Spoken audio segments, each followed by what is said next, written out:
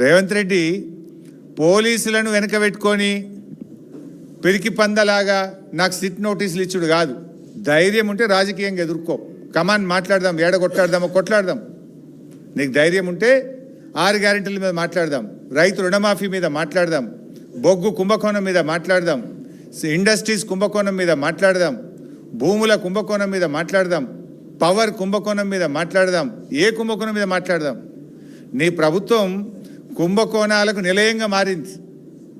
నీ ప్రభుత్వం ఇవాళ మొత్తం ఎక్కడికక్కడ దోచుకొని తింటా ఉన్నారు. ప్రజలకు ఇచ్చిన గ్యారంటీలు గాలికి వదిలేసిండ్రు.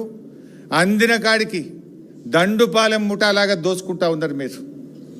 మీ దోపిడికి మేము అడ్డు వస్తున్నామని, నీ దోపిడిని కేటీఆర్ గారు, మా బీఆర్ఎస్ నాయకులు ఎక్కడికక్కడ ప్రశ్నిస్తున్నారని నువ్వు చిల్లర రాజకీయాలకు పాల్పడతా ఉన్నావు. నువ్వు ఎన్ని కుట్రలు పన్నినా, నువ్వు ఎన్ని కేసులు పెట్టినా, నువ్వు ఎన్ని నోటీసులు ఇచ్చినా బీఆర్ఎస్ గొంతులు సింహంలాగా గర్జిస్తూనే ఉంటాయి. నిన్ను అడుగడుగునా తెలంగాణ ప్రజల పక్షాన ప్రశ్నిస్తూనే ఉంటాయి.